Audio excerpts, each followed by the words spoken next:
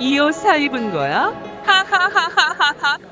그날은 제 인생에서 절대 잊을 수 없는 날이에요.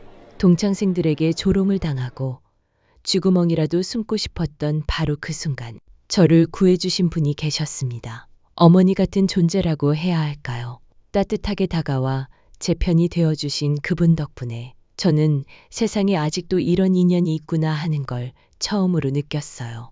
세상 사람들은 착하게 사는 게 바보 같다고 말하죠. 바르고 진심으로 살아가는 사람이 손해본다고도 하고요. 하지만 전 그날 오직 진심 하나로 제 인생이 180도 바뀌는 경험을 했답니다. 믿기 어려우시겠지만 이건 제가 직접 겪은 이야기예요. 잠시 제 얘기 들어주시겠어요? 제 이름은 윤서진입니다. 올해 42살이고 간호사로 일한 지 벌써 17년이 넘었네요. 사람들의 생사를 가까이서 지켜보는 일을 하다 보니 하루하루가 참 무겁게 흘러갑니다. 처음엔 저도 간호사라는 직업이 자부심 넘치고 보람만 있는 줄 알았어요. 하지만 시간이 지나면서 그 무게와 책임, 그리고 감정적인 소모가 얼마나 큰 일인지 뼈저리게 느끼게 됐죠.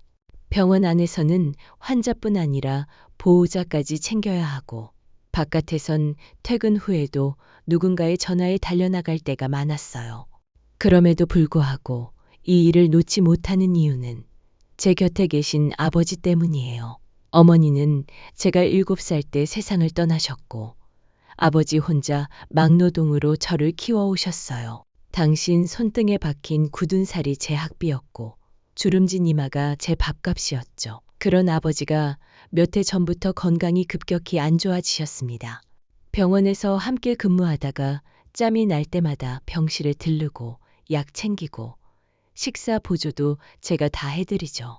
이제는 걸음도 제대로 못 걸으셔서 사실상 제가 보호자이자 간병인입니다.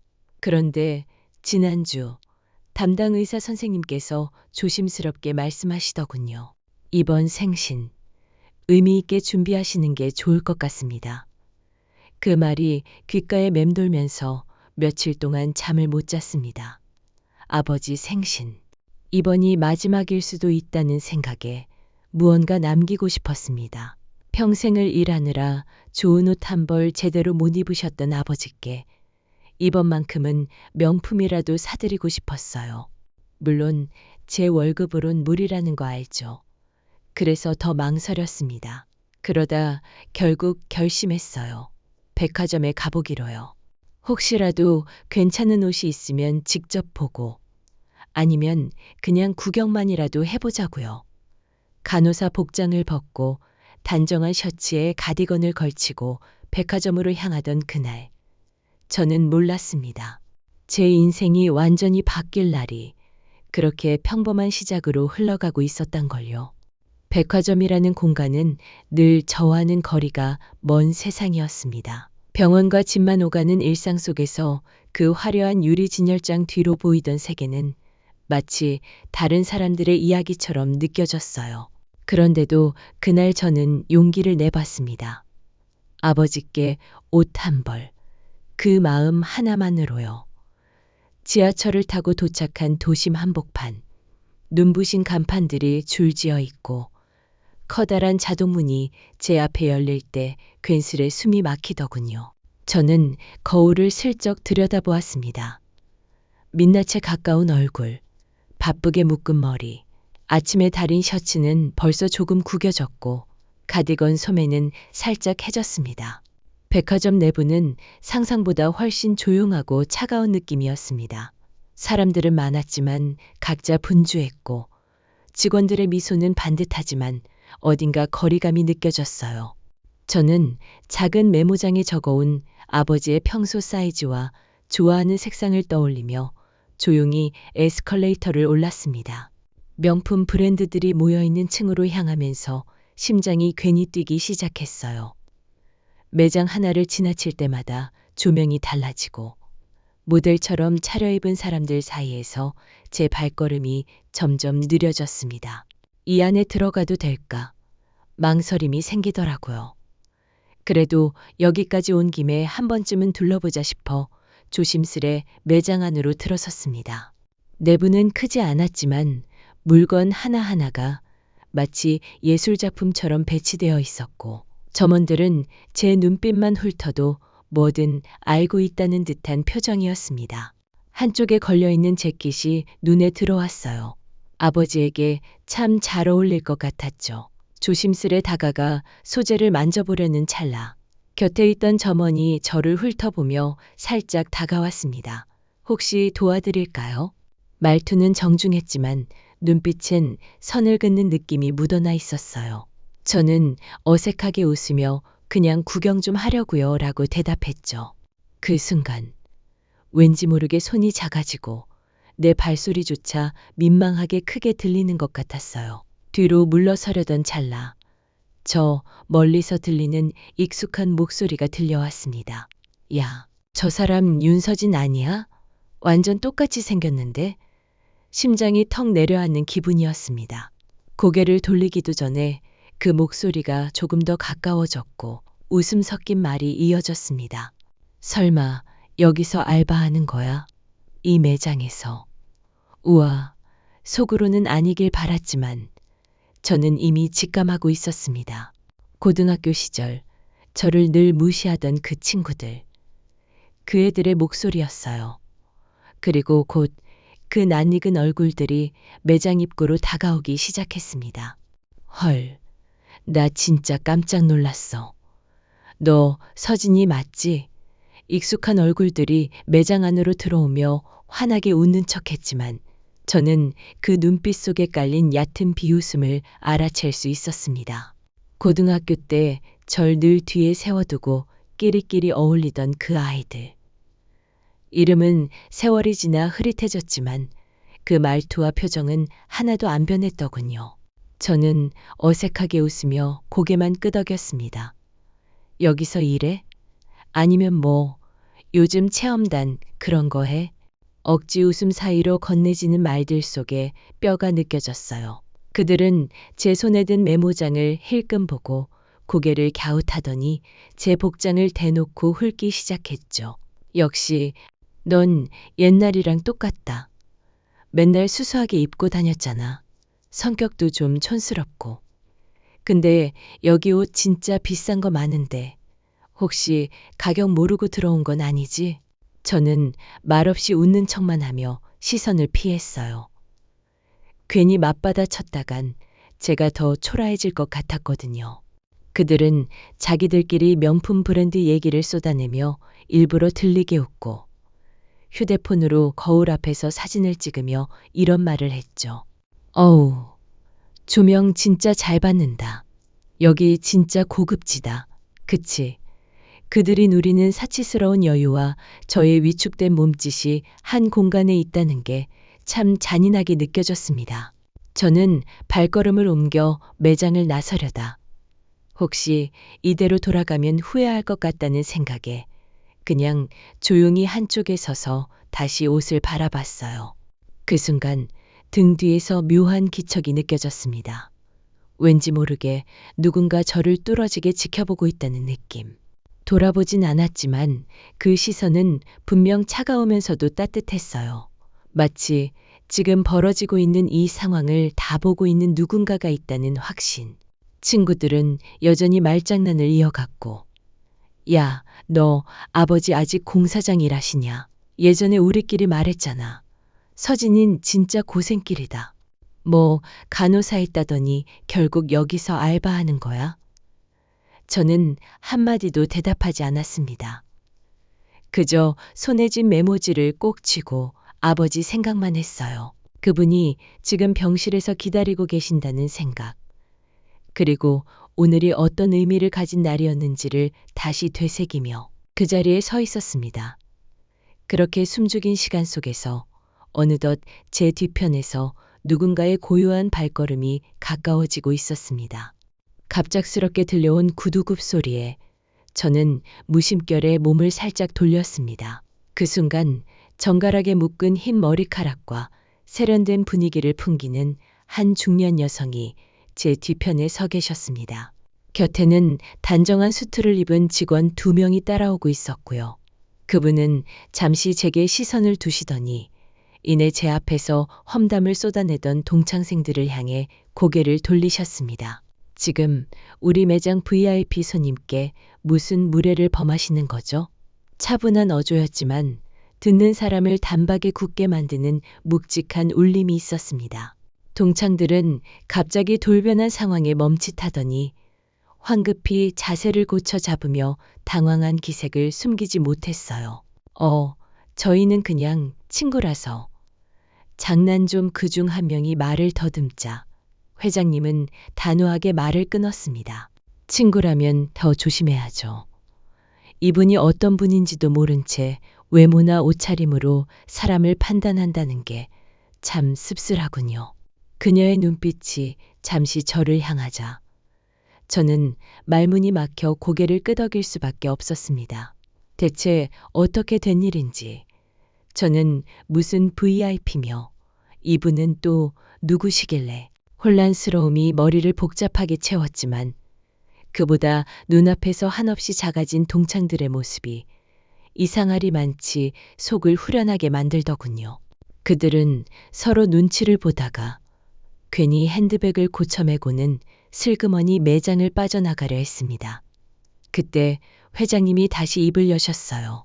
여긴 명품만 파는 곳이 아닙니다. 사람도 보고 신뢰도 팝니다. 앞으로는 그런 점 좀 배워가시죠. 그렇게 그녀의 마지막 말이 공기 중에 가라앉았을 때 저는 제 두 눈으로 동창들의 표정이 하얗게 식는 걸 봤습니다. 그러고는 조용히 사라지는 그 뒷모습까지요. 저는 여전히 어안이 벙벙했고 무슨 일이 벌어진 건지 정확히 이해하지 못한 채로 서 있었지만 회장님은 제게 다시 돌아와 부드럽게 웃으며 말씀하셨습니다. 오랜만에 뵙네요, 간호사님. 많이 놀라셨죠? 간호사님, 기억하시겠어요? 예전에 저 사고 났을 때 도와주셨잖아요. 회장님의 말에 저는 눈을 크게 떴습니다. 솔직히 그분의 얼굴이 낯익긴 했지만 어디서 본 건지 정확히 떠오르지 않았어요. 순간 머릿속이 하얘지고 말문이 막혔습니다. 제가요? 라고 겨우 입을 열었을 때 회장님은 고개를 끄덕이며 부드럽게 웃으셨습니다. 맞아요. 그날 저는 한 치 앞도 안 보이는 절망 속에 있었는데 간호사님 덕분에 병원까지 제대로 연결됐고 생명도 마음도 붙잡을 수 있었어요. 그때 제가 너무 정신이 없어서 감사 인사도 제대로 못 드리고 그 후로도 계속 수소문했는데 결국 못 찾았죠. 근데 이렇게 마주치게 될 줄은 저는 여전히 믿기지가 않았습니다. 평범한 하루, 겨우 옷 한 벌 사려고 들른 백화점에서 이렇게 엄청난 일이 벌어질 줄이야. 회장님은 제 손을 살포시 잡고 말을 이었습니다. 그날 이후 제가 참 많은 걸 생각했어요. 그저 생명을 살려주신 것뿐만 아니라 저한테 보여준 그 따뜻한 배려가 오래 남더라고요. 그런데 제가 사례는커녕 인사도 못했다는 게 내내 마음에 걸렸어요. 저는 당황한 채로 저야말로 그땐 정말 당연한 일을 했을 뿐이라 라고 말했지만 그분은 조용히 고개를 저으셨습니다. 그건 당연한 게 아니에요. 쉽지 않은 일이죠. 지금도 간호사로 일하신다면서요? 네, 지금은 종합병원에 참 대단하세요. 저분들 회장님은 뒤에 서 있던 직원 둘을 돌아보며 고개를 끄덕였습니다. 그러자 그들은 자연스럽게 매장 직원에게 다가가 뭔가 조용히 이야기했고 점장으로 보이는 남성이 황급히 고개를 숙이며 뒷정리를 시작했죠. 그 와중에도 회장님은 제게 시선을 고정한 채 마치 반가운 지인을 만난 듯한 따뜻한 눈빛을 놓지 않으셨습니다. 실례가 안 된다면 잠깐만 저랑 자리 좀 해주실 수 있을까요? 마음속에 오래 남은 감사함을 전하고 싶어서요. 저는 뭐라 대답할 틈도 없이 그녀의 정중한 배려와 함께 백화점 매장 안의 모든 공기가 달라지는 걸 느꼈습니다. 저를 바라보는 직원들의 눈빛도 지나가던 사람들의 시선도 전과는 확연히 달라져 있었습니다. 회장님은 제 옆에 다가와 제 손목에 살짝 손을 얹으며 조용히 말씀하셨습니다. 불편하지 않으시다면 잠깐만요. 모시는 차가 앞에 대기 중이에요. 차 안은 조용했어요. 고급스러운 가죽 시트에 몸을 기대고 있었지만 저는 여전히 이게 현실인지 실감이 나지 않았습니다. 옆자리에 앉은 회장님은 잠시 시계를 흘끗 보시더니 조용히 말씀하셨습니다. 혹시 그날 이야기를 해도 괜찮을까요? 저는 고개를 끄덕였고 그 순간 그녀의 눈빛이 살짝 흐려졌습니다. 몇 년 전이에요. 회사 상황이 너무 안 좋고 가까웠던 사람들한테까지 배신당했던 시기였죠. 하루가 멀다 하고 피가 마르고 혼자 차 안에서 우는 게 일상이었어요. 그날도 업무 마치고 늦은 밤 운전기사가 잠시 내린 사이에 제 차가 교차로에서 사고를 당했죠. 사람들이 몰려들었는데 아무도 다가오지 않더군요. 차 안에 핏자국이 보였는데도요. 그녀의 목소리가 살짝 떨렸습니다. 그때 누가 차 문을 열더니 다급하게 제 팔을 잡았어요. 간호사 복장도 아니었고 병원 스태프도 아닌 것 같았는데 그 눈빛이 너무 강했어요. 정신은 흐릿했지만 그 사람의 손이 따뜻했다는 건 아직도 기억납니다. 살릴 수 있어요. 저 믿으세요. 그렇게 말하면서 저를 끌어냈고 응급조치 후 앰뷸런스를 직접 부르더군요. 저는 그제서야 기억이 선명해졌습니다. 병원 근무 끝나고 평상복 차림으로 집에 가는 길, 눈앞에서 벌어진 사고를 보고 주저없이 달려갔던 그 밤. 구조 인력은 늦고 주변은 무관심했고 그냥 누군가가 살려달라고 외치는 것만 같았죠. 회장님은 미소를 지으며 말했습니다. 나중에 병원에서 정신 차리고 수소문했는데 기록이 없더군요. 이름도 연락처도 없이 떠나셨다더라고요. 그날 제 인생이 바뀌었어요. 아마 그 손이 없었다면 저는 지금 이 자리에 없었을 겁니다. 저는 아무 말도 하지 못한 채 창밖을 바라봤습니다. 그때 정말 아무런 보답도 바라지 않고 한 일이었는데 이렇게까지 남의 인생에 큰 영향을 줬을 줄은 몰랐습니다. 저 그날 침대에 누워서 중얼거렸어요. 저 사람 이름 좀 알아봐줘요. 그게 마지막 기억이었어요. 그녀의 이야기를 다 듣고 난 뒤 저는 조심스럽게 입을 열었습니다. 그때는 정말 당연한 일이었어요. 제가 아니었어도 누군가는 도왔을 거예요. 입 밖으로 꺼낸 말이었지만 솔직히 말하면 자신은 없었습니다. 당시 사람들이 우왕좌왕만 했고 심지어 몇몇은 사진만 찍고 지나가려 했던 걸 저는 똑똑히 기억하고 있었거든요. 회장님은 제 말을 듣고 잠시 웃으셨습니다. 그 말 너무 고맙네요. 하지만 제가 보기엔 그때 간호사님이 아니었다면 전 여기 없었을 거예요. 저는 은혜를 절대 잊지 않는 사람이에요. 직접 뵙고 감사 인사라도 하고 싶었는데 이렇게라도 만나게 된 게 기적 같네요. 저는 그 말에 차마 눈을 마주치지 못하고 고개를 숙였습니다. 제 복장은 여전히 수수했고 얼굴엔 화장기 하나 없었지만 그분은 그런 외양 따위는 신경 쓰지 않는 듯 했습니다. 그럼 이렇게 말씀드리면 부담스러우실지도 모르겠지만요. 그녀는 부드럽게 말을 이었습니다.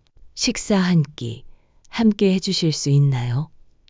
순간 저는 망설였습니다. 이런 대단한 분과 단둘이 식사라니 상황이 너무 비현실적이었죠. 하지만 그녀의 눈빛은 전혀 강요하는 기색이 없었고 오히려 조심스럽고 따뜻했어요. 저는 작게 고개를 끄덕였습니다. 네, 시간이 괜찮으시다면.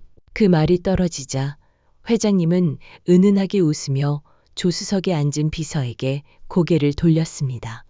정 회장실로 가죠. 식사는 거기서 준비하게 하고요. 그러자 조수석에 앉았던 남성이 무전기를 들어 짧게 지시를 내렸고 차량은 조용히 방향을 틀어 백화점을 벗어나기 시작했습니다. 저는 아직도 제 무릎 위에 가지런히 모은 두 손을 내려다보며 현실감 없는 공기 속에 있었습니다. 차창 밖엔 노을이 스며들고 있었고 회장님의 옅은 향수가 차 안에 가득 퍼졌습니다. 사실 오늘은 그냥 옷 한 벌 사려고 온 건데요. 제가 웃으며 말하자 회장님은 고개를 끄덕이며 말씀하셨습니다. 그리고 옷보다 훨씬 소중한 인연을 다시 입으셨네요. 그 말에 저는 가슴 한켠이 찡해지는 걸 느꼈습니다. 따뜻함이 서서히 퍼져갔고 이상하게도 저는 이 여정을 더 이상 낯설게 느끼지 않았습니다. 도착한 곳은 예상했던 호텔도 고급 식당도 아니었습니다. 깔끔하고 조용한 주택가의 단독저택, 경비가 삼엄한 외관과는 달리 내부는 소박할 정도로 정돈돼 있었습니다. 문이 열리자 고급스러운 나무 향이 은은하게 퍼졌고 직원들이 조용히 인사하며 우리를 안내했습니다. 회장님은 제게 신발을 벗지 않아도 된다며 스스럼 없이 거실 안쪽으로 걸어가셨고 저는 어쩐지 편한 분위기에 살짝 긴장을 풀 수 있었어요. 이곳이 제가 가장 좋아하는 공간이에요. 아무도 없는 곳에서 사람답게 숨 쉴 수 있는 곳이랄까요. 회장님의 말에 저는 고개를 끄덕였습니다. 거실 한켠엔 가족 사진이 놓여 있었는데 유독 한 사람이 빠져 있는 것처럼 느껴지는 구도였습니다. 식탁 위에는 직원들이 차려놓은 음식이 정갈하게 준비돼 있었고 그녀는 직접 제 앞에 수프를 밀어주며 말했어요. 입맛에 맞을지 모르겠네요. 요즘엔 이런 소소한 식사가 제겐 가장 큰 호사거든요. 처음엔 멋쩍었지만 대화를 나누는 동안 그분은 회장님이라는 호칭보다 그냥 따뜻한 사람처럼 느껴졌습니다. 저는 용기를 내서 조심스럽게 물었습니다. 혹시 가족은 따로 안 계세요? 그 질문에 그녀는 잠시 고개를 떨궜습니다. 어릴 적에 어머니를 여의고 결혼도 늦게 했지만 남편은 일찍 떠났어요. 자식이 있었지만 그 아이도 저랑 오래 함께하지 못했죠. 제가 손에 쥔 것들보다 잃어버린 것들이 더 많아요. 저는 말없이 숟가락을 내려놓고 그분을 바라봤습니다. 그 미소 뒤에 그런 외로움이 있었을 줄은 몰랐기에. 그래서 간호사님이 더 특별했어요. 위급한 상황에서 아무 조건 없이 저를 도운 분 처음이었거든요. 정말 처음. 누군가가 대가 없이 저를 위해 뛰어들어 준 게. 그녀는 고개를 들고 저를 바라봤습니다. 그때 당신 손을 붙잡고 정신이 아득해지면서도 마음 한편이 놓였어요. 그래서 오늘 꼭 다시 말하고 싶었어요. 살아줘서, 그날 내게 와줘서 정말 고맙다고요. 저는 그 말을 듣는 순간 왠지 모르게 마음 깊숙한 곳에서 울컥하는 게 올라왔습니다. 어릴 적 돌아가신 엄마, 혼자 계신 아버지, 늘 남의 삶을 보살피는 일에 익숙했던 제 삶 속에서 누군가가 이렇게 절절히 고맙다고 말해주는 순간이 처음이었거든요. 식사가 끝날 무렵 회장님은 조용히 자리에서 일어나더니 찬장 안에서 오래된 서류철을 꺼내셨습니다. 겉표지가 오래돼 조금 색이 바랜 그것을 조심스럽게 펴보이며 제 앞에 내려놓으셨죠. 사례라는 말로는 부족하지만 그래도 제 마음을 조금이라도 표현하고 싶었어요. 문서를 펼치니 부동산 권리증, 고급 주택 사진, 그리고 의료봉사 재단 관련 문서가 차례로 들어 있었습니다. 저는 놀라움을 감추지 못한 채 서류를 덮었습니다.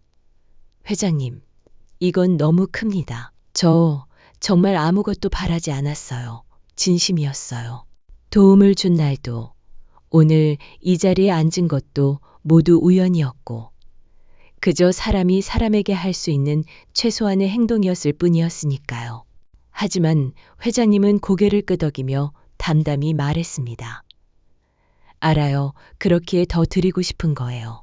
세상엔 자격이 없는데도 쉽게 가지는 사람도 많고, 반대로 누구보다 정당한데도 끝끝내 아무것도 못 가지는 사람도 있어요. 저는 그런 불공평을 조금이나마 줄이고 싶어요. 저는 숨을 깊게 들이마시고 웃으며 말했죠. 그 마음만으로도 과분해요.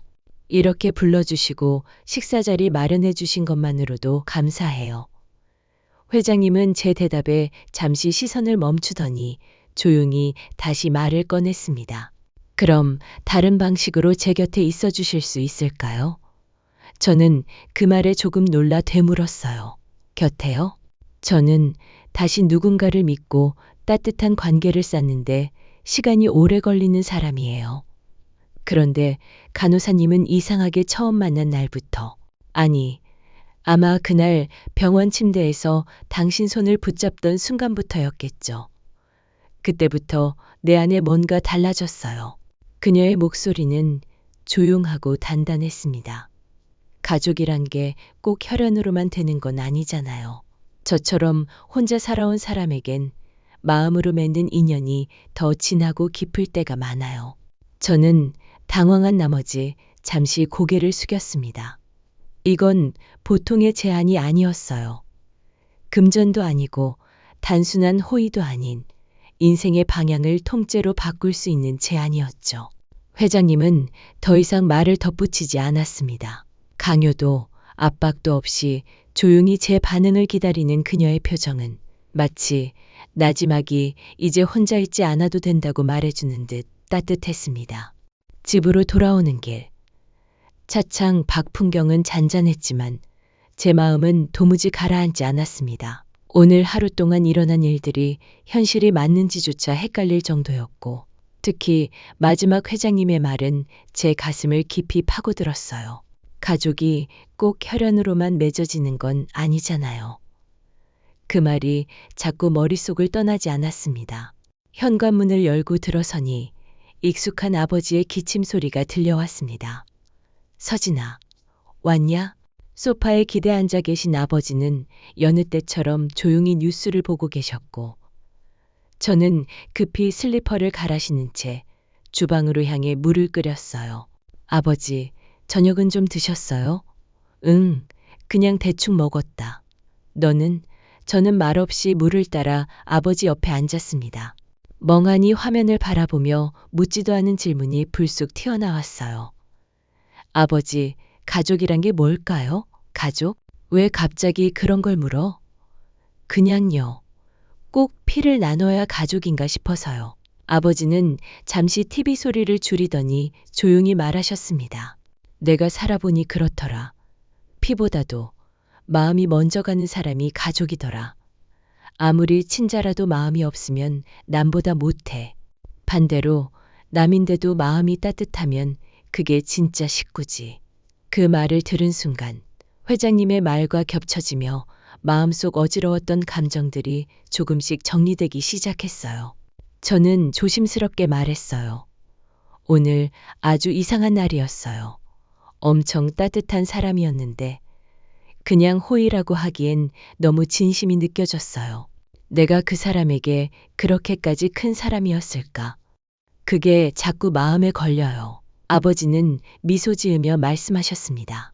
세상엔 그냥 지나가는 사람도 있고 한번 마주쳤는데 인생 바뀌는 사람도 있지. 내가 그런 사람이었던 거야. 그 말을 들은 순간 왈칵 눈물이 차올랐어요. 평생 누군가를 돌보는 일에만 익숙했던 제게 누군가가 그토록 진지하게 마음을 열고 다가와 준 건 처음이었거든요. 회장님이 내민 손은 단순한 보답이 아니라 삶을 함께 나눠보자는 진심 같았습니다. 저는 침대에 누워 천장을 보며 생각했습니다. 어쩌면 어머니를 여인 어린 시절부터 지금까지 내게도 그런 존재가 필요했던 건 아닐까? 다음 날 아침, 평소처럼 출근 준비를 하던 중 핸드폰에 낯익은 번호가 떴습니다. 긴장된 마음으로 전화를 받자 들려온 목소리는 여전히 차분하고 따뜻했어요. 서진 씨, 혹시 오늘 저녁 시간 괜찮으세요? 저는 평소 같았으면 망설였을 텐데 이상하게 그 목소리를 듣는 순간 고개를 끄덕이며 말했어요. 네, 괜찮아요. 병원 끝나고 바로 갈게요. 약속 장소는 어제와 같은 저택이 아니었고 조용한 한옥 스타일의 찻집이었습니다. 은은한 향과 자연 채광이 가득한 실내에서 회장님은 여전히 세련된 옷차림으로 먼저 와 계셨습니다. 어제 이후로 계속 생각이 많았어요. 괜한 말씀을 드린 건 아닌지 그녀는 조심스럽게 운을 뗐고 저는 고개를 저으며 말했어요. 저도 하루 종일 생각했어요. 그런 말씀을 해주셨다는 것 자체가 제겐 너무 큰 일이었거든요. 회장님은 미소 지으며 고개를 끄덕이더니 두 손을 맞잡고 조용히 말을 이었습니다. 사실 저는 오래전부터 준비하고 있었어요. 언젠가 내가 믿고 의지할 수 있는 누군가가 나타나기를. 물론 자식처럼 느낄 만큼 소중한 사람이 쉽게 나타나진 않겠죠. 그런데 그날 당신이 병상 옆에서 제 손을 붙잡고 있던 그 순간 저는 속으로 생각했어요.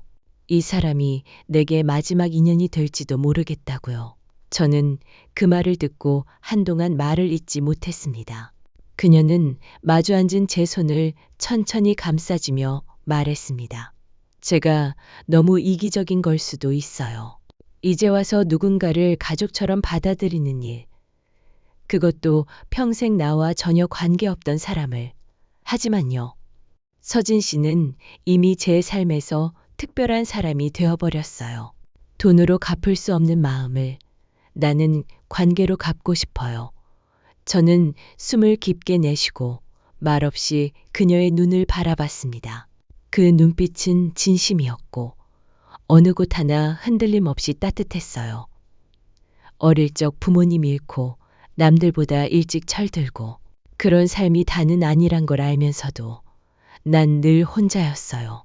그런데 회장님께선 저는 말을 잇지 못한 채 고개를 떨궜습니다. 그녀는 살며시 제 머리칼을 쓸어넘기며 말했어요. 혼자라는 느낌. 이젠 내려놓으셔도 돼요. 제가 옆에 있을게요. 그리고 앞으로는 제 곁에 계셔 주실래요? 서진 씨가 원한다면 가족이라는 이름으로. 그 순간 제 심장 한쪽이 뚝 하고 무너져 내리는 것 같았습니다. 눈물이 터질 듯 북받쳐 올라왔고 저는 간신히 고개를 끄덕였습니다. 그날 이후 저는 무언가 큰 결정을 내린 사람처럼 마음이 조용해졌습니다. 회장님과의 대화는 단순한 호의나 감동, 그 이상의 것이었고 저는 더 이상 그 관계를 거절해야 할 무언가로 받아들이지 않기로 했어요. 며칠 후 회장님의 초대로 그녀의 저택을 다시 찾았을 때 거실 한가운데엔 오래된 앨범과 함께 깔끔한 손편지가 놓여 있었죠. 서진 씨, 어쩌면 내가 더 설레는지도 몰라요. 누군가를 가족으로 받아들이는 일이 이렇게 가슴 벅찬 일일 줄은 몰랐어요. 그녀는 제 손을 꼭 잡으며 말했습니다. 이제부터 우리 식구예요. 법적인 서류는 시간이 좀 걸릴지 몰라도 내 마음속엔 이미 딸이에요. 그 말을 듣는 순간 저는 더 이상 버티지 못하고 눈시울이 붉어졌어요. 엄마처럼 내 머리를 쓰다듬어 주던 그 손길. 한 번도 받아보지 못한 진심이었습니다. 저도 감사합니다. 앞으로 누가 뭐라 해도 저 어머니라고 부를게요. 그렇게 처음 어머니란 단어를 입에 올린 순간 회장님은 말없이 웃으며 제 손을 꼭 쥐어주셨고 우리는 아무 말 없이 오래도록 서로의 온기를 느꼈어요. 이후 그녀는 저를 위해 한 가지 특별한 준비를 해두었다며 조심스레 이야기를 꺼냈습니다. 우리 회사 계열 브랜드 중 하나의 자문 역할을 맡아줄 수 있겠어요? 급한 건 아니고 필요할 때 의견만 주면 돼요. 예전처럼 옷에 대해 거리낌 없이 말해주면 그걸 반영하려고요. 저는 당황했지만 그녀는 손사래를 치며 웃었습니다. 부담 주려는 게 아니라 그냥 서진 씨가 편하게 어울릴 수 있는 공간을 만들고 싶었어요. 거창한 일도 아니고 그저 우리가 함께 할 수 있는 이유 중 하나랄까요. 그러다 그녀는 나직이 덧붙였죠. 다음 주면 신제품 쇼룸 오픈인데 우연히 거기서 옛사람도 볼 수 있을지도 몰라요. 지난번 그 동창생들 말이에요. 저는 깜짝 놀랐지만 회장님은 웃으며 제 어깨를 다독였습니다. 이젠 당당해질 시간이기도 해요. 과거에 묶여 있는 게 아니라 내가 지금 누구인지 보여줄 수 있는 자리니까요. 그 말에 저는 천천히 고개를 끄덕였습니다. 더는 피해 다니지 않기로, 내 인생을 부끄러워하지 않기로. 나는 이제 누군가의 가족이자 누군가가 자랑스러워하는 사람이니까요. 쇼룸 오픈 당일. 저는 단정한 베이지색 정장 차림으로 회장님의 수행기사와 함께 행사장에 도착했습니다. 이른 시간임에도 불구하고 현장은 이미 각계 인사들로 북적였고, 카메라 셔터 소리와 브랜드 간판 아래서 인터뷰하는 목소리들이 번갈아 울려 퍼졌습니다. 처음엔 너무 긴장돼 한 걸음 한 걸음이 조심스러웠지만 옆에 회장님이 함께 있다는 생각에 조금씩 어깨가 펴지기 시작했어요. 서진 씨, 오늘은 나랑 같이 있어줘요. 너무 부담 갖지 말고요. 그냥 자연스럽게. 회장님은 제 손등을 살짝 토닥이며 말해주셨습니다. 그런데 행사장 한쪽, 네이비색 정장을 입고 포즈를 취하고 있는 낯익은 얼굴이 눈에 들어왔습니다. 설마 했는데, 예상은 했지만 막상 마주하니 숨이 턱 막힐 듯 했어요. 바로 그날 나를 조롱하고 깔보던 고등학교 동창 강민정이었습니다. 그녀는 다른 친구들과 함께 셀카를 찍으며 행사장을 휘젓고 있었죠. 그러다 제 쪽으로 시선이 옮겨지는 순간 그녀의 입꼬리가 위로 살짝 올라갔습니다. 어머, 이게 누구야? 윤서진 아니야? 그녀는 반쯤 비웃는 눈빛으로 다가왔고 그 뒤에 따라온 친구 둘도 익숙한 얼굴이었습니다. 그날 나를 둘러싸고 비웃던 바로 그 사람들이었죠. 여긴 어떻게 왔어? 쇼룸 초대는 아무나 못 받는데. 민정의 날카로운 말투에 저는 잠시 망설였지만 회장님이 먼저 그녀들에게 다가가셨습니다. 이분들 서진 씨 지인들이에요. 회장님의 등장이 민정의 표정을 단숨에 굳게 만들었습니다. 그녀는 회장님을 보고 순간 말을 잇지 못하다 조심스럽게 말했죠. 회장님을 어떻게? 회장님은 부드러운 미소를 머금은 채 말했습니다. 윤서진 씨는 제 사람입니다. 제게 아주 특별한, 더없이 소중한 분이에요. 그 한마디에 현장 분위기가 단숨에 정적에 휩싸였고 민정은 눈을 동그랗게 뜬 채 얼어붙었습니다. 그 눈빛 속엔 분명 이게 어떻게 된 일이야 라는 당혹감이 뒤섞여 있었고 나머지 친구들 역시 말을 잃은 채 서로를 바라볼 뿐이었어요. 저는 조용히 고개를 숙이며 말했습니다. 오랜만이네 민정아. 난 그냥 회장님 곁에서 돕는 일을 하고 있어. 그 말만 하고 저는 회장님 곁으로 돌아왔고 회장님은 제 어깨를 다정히 감싸며 말했어요. 이젠 이런 시선에도 휘둘리지 마요. 당신은 자랑스러운 사람이니까. 그 순간 저는 마음 한켠에서 오래도록 맺혀있던 열등감과 수치심이 눈 녹듯 사라지는 걸 느꼈습니다. 이젠 내가 당당해져도 되는 사람이란 걸, 세상에 보여줄 시간이란 걸 깨달았거든요. 쇼룸 행사가 끝나갈 무렵 동창들은 여전히 행사장 구석에 모여 수군대고 있었습니다. 회장님의 내 사람입니다라는 말 한마디에 말도 안 되는 억측과 호기심이 그들 사이에 퍼져나가는 게 눈에 보였어요. 민정은 납작해진 얼굴로 저를 힐끗거리다 슬쩍 다른 친구의 발을 붙잡고 나가버렸고 남은 사람들은 끝까지 정체를 궁금해하는 표정을 숨기지 못한 채 저를 쳐다봤죠. 그 시선이 마치 과거처럼 저를 땅속으로 끌어당기는 느낌이었지만 그 순간 회장님의 목소리가 제 어깨를 다시 일으켜 세웠습니다. 서진 씨, 오늘 정말 멋졌어요. 당당해서 더 빛나더군요. 그녀는 저를 꼭 안아주며 말했습니다. 누가 뭐라 하든 나는 당신을 믿어요. 당신이 걸어온 삶을 너무 잘 아니까. 그 말에 지난날 동창들 앞에서 늘 움츠렸던 제 모습이 떠올랐습니다. 늘 비싼 옷을 입은 아이들 틈에서 혼자 가방끈을 쥐고 어색하게 웃던 내 모습. 스펙으로 줄 세워지는 세상에서 배경 없는 나를 감추기 위해 애쓰던 나날들. 하지만 지금은 달랐어요. 나를 믿어주는 사람이 있고, 내가 스스로를 존중해도 괜찮다고 말해주는 존재가 제 곁에 있다는 것만으로도 이미 과거의 저와는 다른 사람이 된 거였습니다. 행사장을 빠져나와 차량에 오르자 회장님은 살짝 고개를 돌려 조용히 말했습니다. 혹시 그 아이들이 또 무례하게 굴면 나서도 돼요? 저는 피식 웃으며 대답했습니다. 아니요, 이제는 굳이요. 그 사람들 눈빛에서 제가 느낀 건 분명했어요. 저 사람이 우리가 알던 윤서진이 맞나? 그런 혼란이었어요. 이미 충분했어요. 그 말을 하며 창밖을 바라보는 제 눈엔 담담함이 서려 있었고 스스로가 꽤 멋져 보인다고 느꼈습니다. 몇 년 전만 해도 누군가의 비난 한마디에 무너질까봐 벌벌 떨었는데 이제는 내가 만든 길 위에서 내가 선택한 걸음으로 걷고 있다는 사실이 나 자신에게도 새로웠거든요.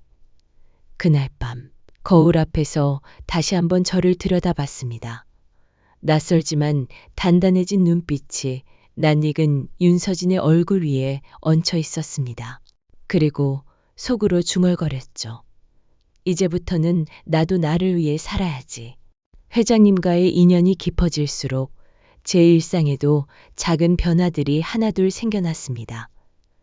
처음엔 회사의 브랜드 자문으로만 도움을 드리는 줄 알았는데 어느 날 회장님께서 조용히 저를 불러 말씀하셨어요.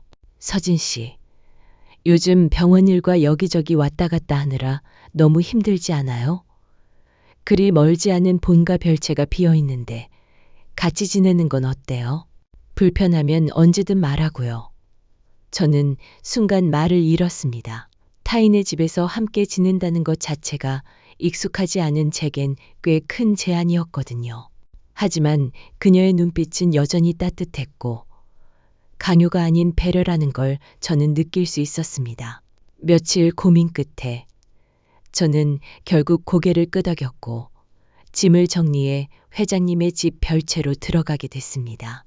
회장님과 저는 각자의 공간을 유지하면서도 식사는 종종 함께했고 서로의 일상에 조금씩 발을 들이기 시작했죠. 처음엔 어색했던 대화도 어느새 자연스럽게 이어졌고 퇴근 후 마당에 나란히 앉아 차를 마시는 시간이 저에겐 가장 편안한 순간이 됐습니다.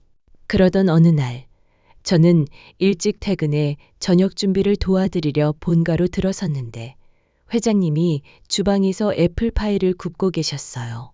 그 모습이 어쩐지 정겹고 따뜻해서 무심코 뒤에서 말을 건넸습니다. 어머니, 이거 제가 옮겨드릴게요. 순간 정적이 흘렀고 저도 회장님도 동시에 눈이 마주쳤습니다. 저는 내가 무슨 말을 했는지 깨닫는 데까지 몇 초가 걸렸고 얼굴이 달아오르며 입을 막았어요. 그런데 회장님은 조용히 웃으며 말하셨습니다. 방금 다시 한번 불러줄 수 있을까요? 저는 어쩔 줄 몰라 고개를 떨궜고 그녀는 조심스레 제 손을 잡아주셨습니다. 그 말 참 듣고 싶었거든요. 그 말에 저는 눈물이 왈칵 쏟아졌습니다. 어릴 적부터 엄마란 말을 부를 일이 없었던 제게 그 한마디는 단순한 호칭이 아니었어요. 누군가의 딸이라는 마음, 누군가에게 받아들여졌다는 안도감, 그리고 내가 누군가에게 의지가 되어줄 수도 있다는 책임까지. 복잡한 감정이 뒤섞인 채 눈물만 흐르는데 회장님은 묵묵히 제 등을 두드려 주셨습니다. 그날 이후로 저는 조심스럽게 그녀를 그렇게 불렀습니다. 어머니. 말끝마다 가슴이 뜨거워지는 그 단어가 이제는 내 삶에서 빼놓을 수 없는 말이 되어가고 있었습니다. 회장님 댁, 별채에서 지낸 지도 어느덧 2달이 넘어갔습니다. 처음엔 낯설고 조심스러웠던 공간이 이제는 내 방처럼 느껴지고 매일 아침 창가에 쏟아지는 햇살이 익숙한 풍경이 되었죠. 회장님과 함께하는 저녁 식사, 정원 산책, 티타임은 제게 어떤 가족보다 더 따뜻하고 편안한 시간이었어요. 그런데 언젠가부터 이상한 낌새가 느껴지기 시작했습니다. 회장님은 종종 식사 중간에 멍하니 창밖을 바라보곤 했고, 다 마신 찻잔에 다시 차를 따르려다 멈추는 경우가 자주 있었어요. 처음엔 피곤해서 그런가 싶었지만, 날이 갈수록 그녀의 걸음이 느려지고 숨소리가 무거워졌습니다. 괜찮으세요? 라고 물으면 회장님은 항상 웃으며 나이 들어 그런 거지. 걱정 마요. 하셨지만 저는 간호사로서 그 웃음 뒤에 무언가 있다는 걸 감지할 수 있었습니다. 어느 날 회장님 방에 있는 서랍을 정리하다가 봉투 하나를 발견했어요. 윤서진 씨에게라고 적혀 있었고 봉투 안엔 간단한 건강검진 결과지와 함께 손편지가 들어 있었죠. 혹시 내가 갑자기 무슨 일이 생기면 이 편지를 먼저 보게 되겠지요. 내 몸이 예전 같지 않다는 걸 누구보다 내가 잘 압니다. 서진 씨는 너무 착해서 걱정 끼치지 않으려 했을 테니까. 이건 미리 준비해둔 제 방식의 배려입니다. 저는 그 편지를 읽고 한동안 아무 말도 할 수 없었습니다. 회장님이 저를 얼마나 생각하고 또 얼마나 조용히 스스로를 정리하고 있었는지 그제야 실감이 났거든요. 그날 밤 저는 회장님이 잠든 뒤 조용히 그녀의 손을 잡았습니다. 예전 같았으면 두려웠을 텐데 지금은 아니었어요. 회장님은 제게 따뜻한 울타리가 되어주셨고 이제는 제가 그분의 의지가 되고 싶다는 마음이 너무나 자연스러웠습니다. 다음 날 아침 저는 조용히 말했습니다. 어머니, 혹시 시간 되시면 병원 같이 가실래요? 정기 검진도 하실 겸. 회장님은 한참 저를 바라보다가 살짝 고개를 끄덕였고 저는 그 미세한 동의가 눈물 나도록 고마웠습니다. 누군가를 지켜준다는 건 말보다 먼저 다가가는 용기라는 걸 저는 그날 배웠습니다. 이젠 더 이상 보호받고 싶은 아이가 아니라 누군가의 울타리가 되어주고 싶은 딸이 되었습니다. 회장님과 함께 병원에 다녀온 날 저는 무거운 마음으로 검사 결과지를 들여다봤습니다. 의사는 최대한 조심스럽게 설명했지만 의학 용어 하나하나가 가슴에 비수처럼 꽂혔어요. 조기 발견은 맞지만 간 기능이 상당히 저하되어 있습니다. 수술보다는 꾸준한 치료와 휴식이 중요합니다. 간단한 말이었지만 저는 멍한 기분으로 고개만 끄덕였습니다. 회장님은 오히려 담담했어요. 이 나이에 이 정도면 오래 버틴 거지. 서진 씨, 걱정 말아요. 나 아직 당장 무너지진 않으니까. 그렇게 웃어주셨지만 저는 그 미소 너머의 고단함을 외면할 수 없었습니다. 밤이 되자 저는 조용히 혼자 방에 앉아 눈물을 삼켰어요. 그토록 단단하고 멋지기만 하던 회장님이 알고 보니 누구보다 외롭고 아팠던 분이었구나. 그 생각에 숨이 막힐 듯 했죠. 하지만 그런 와중에도 일상은 계속됐습니다. 다음 날 브랜드 행사 준비를 위해 회장님과 함께 본사에 들렀고 거기서 예상치 못한 얼굴을 마주쳤습니다. 강민정. 몇 주 전 행사장에서 당황한 얼굴로 물러섰던 그 동창이 이번엔 스태프 명찰을 달고 우리 브랜드 쇼룸 앞에서 분주히 움직이고 있었어요. 저는 본능적으로 몸이 굳었고 회장님도 그녀를 보고 눈썹을 살짝 찌푸리셨죠. 민정은 저를 보자 반가운 척 다가왔습니다. 어머, 서진아, 여전하네? 이 브랜드 일까지 맡았어? 우와, 진짜 대단하다. 말은 웃고 있었지만 속에선 뭐가 들끓는 게 느껴졌어요. 회장님은 민정의 앞을 가로막듯 제 옆에 서더니 조용히 말씀하셨습니다. 직원 선발은 누가 한 거죠? 스태프가 당황하며 말하자 회장님은 단호하게 말씀하셨습니다.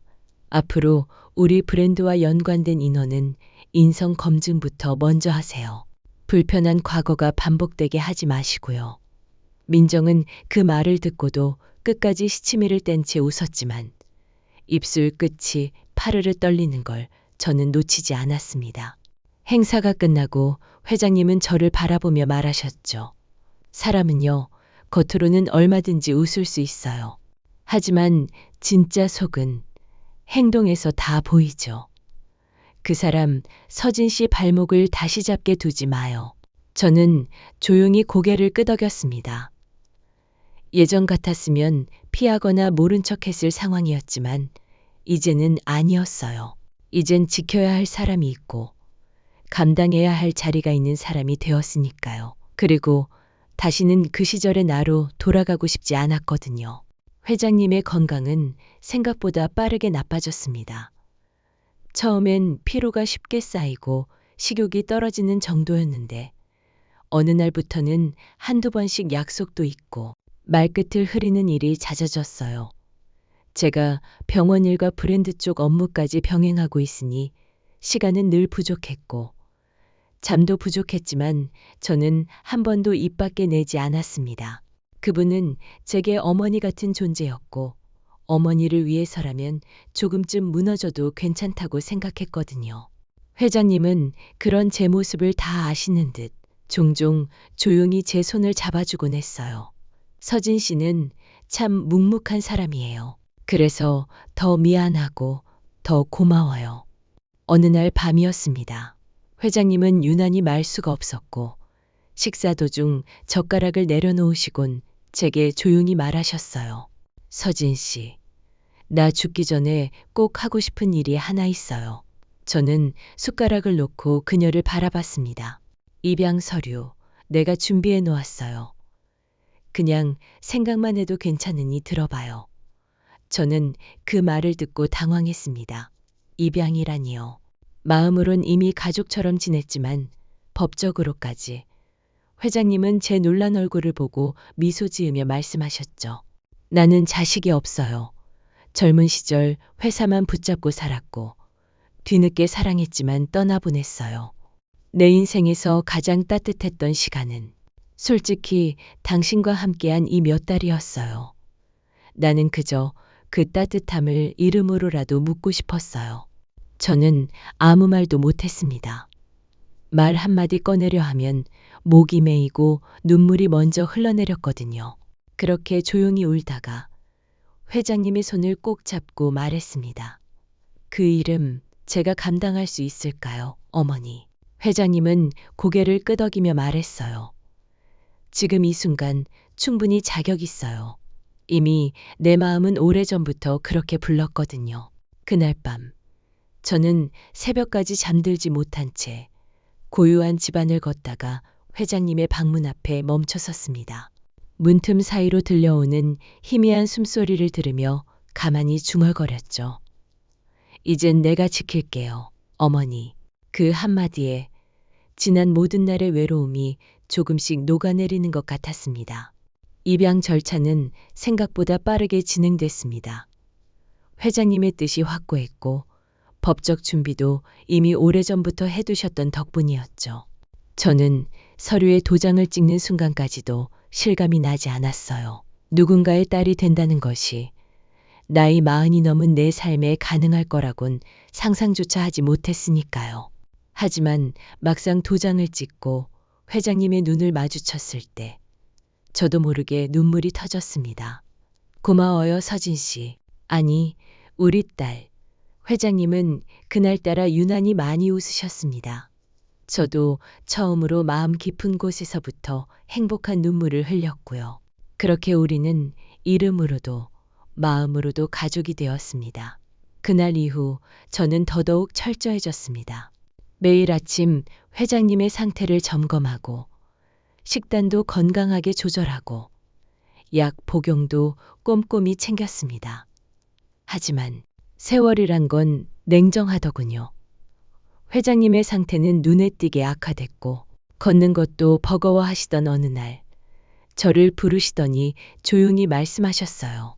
서진아, 나 이제 준비 좀 해야겠어. 저는 그 말에 고개를 저었습니다. 어머니, 아직은 아니에요. 더 좋아지실 수 있어요. 하지만 회장님은 그저 제 손등을 쓰다듬으며 말하셨습니다. 내가 알잖아. 이 몸 상태가 더는 올라가지 않는다는 거. 그리고는 서랍에서 두툼한 봉투 하나를 꺼내셨어요. 아내는 유언장이었습니다.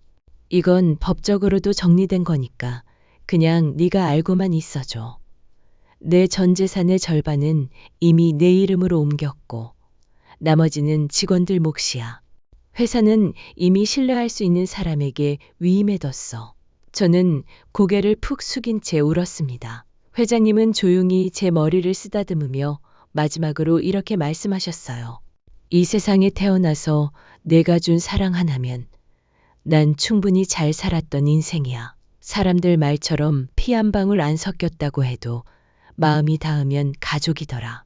넌 내 딸로서 참 잘 살아줘서 고마워. 그 순간 저는 무너졌습니다.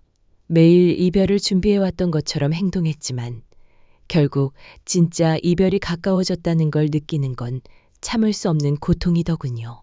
그날 밤 저는 회장님의 손을 꼭 잡고 이렇게 말했습니다. 어머니, 어떤 일이 있어도 끝까지 함께 할게요. 절대 혼자 두지 않을게요. 그 말에 회장님은 미소를 지었고 저는 세상에서 가장 무거운 책임을 가슴에 품은 채 밤을 지새웠습니다. 그날은 유난히 하늘이 맑고 햇살이 부드러웠습니다. 회장님은 침대 머리맡에 기대 누운 채 창밖을 바라보다 제게 조용히 말하셨어요. 서진아, 오늘은 참 좋은 날이구나. 너랑 처음 마주쳤던 날도 이런 날씨였던 것 같아. 저는 미소를 지으며 고개를 끄덕였지만 속으로는 떨리는 가슴을 진정시키느라 애를 썼습니다. 지난 며칠간 회장님의 기력은 눈에 띄게 약해졌고 의사도 이제는 호스피스 돌봄이 필요한 시점이라고 했지만 저는 끝까지 믿고 싶었어요. 아니, 믿고 싶다는 마음보다 그냥 이 시간이 멈추기를 바랐던 것 같습니다. 회장님은 제 손을 꼭 잡고 말씀하셨어요. 내가 이 세상에서 제일 잘한 일 중 하나는 너를 만난 거야. 서진아, 고마웠다. 정말 많이 고마웠다. 저는 입술을 깨물며 울음을 참았고 조용히 말씀드렸어요. 저야말로 감사합니다. 어머니 덕분에 사람답게 살 수 있었고 다시 사랑을 배웠어요. 회장님은 살짝 눈을 감고 오랜만에 깊은 숨을 들이쉬었습니다. 그리고는 마지막으로 이렇게 말씀하셨어요. 너는 절대 혼자가 아니야. 내 마음은 언제나 너와 함께 있을 거니까. 그 말을 끝으로 회장님은 조용히 눈을 감으셨고 아주 고요하게, 아주 평온하게 숨을 놓으셨습니다. 저는 엎드려 오열했지만 그 눈물은 단지 슬픔만은 아니었어요. 너무 고마워서, 너무 따뜻해서, 또 너무 외로워서 한 사람의 인생이 제 안에 남아있다는 그 감정이 너무 무거워서 터져나왔던 눈물이었죠.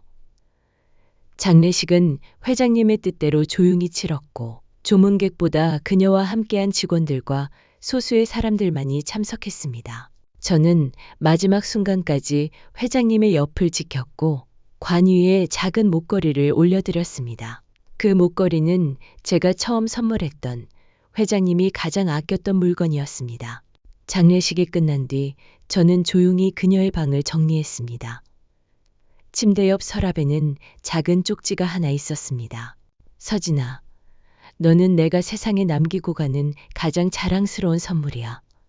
앞으로 내가 어떤 삶을 살아도 나는 너를 믿고 응원할 거야. 그 글을 읽고 저는 무너졌습니다. 그날 이후 저는 회장님의 뜻을 따라 그녀의 유지를 정리했고 브랜드도 내부 인수로 안정되게 넘겨졌습니다. 사람들은 묻습니다. 그분이 대체 당신에게 뭘 그렇게 줬길래? 저는 조용히 대답합니다. 사람이 사람을 가족으로 받아들이는 마음, 그게 세상 무엇보다 크고 값진 선물이었다고요. 지금도 저는 매년 그날이면 회장님과 마지막 산책을 나눴던 정원을 찾습니다. 따스한 햇살 아래서 그녀를 떠올리며 다시 말하죠. 어머니, 저 잘 살고 있어요. 그리고 아직도 당신이 보고 싶습니다.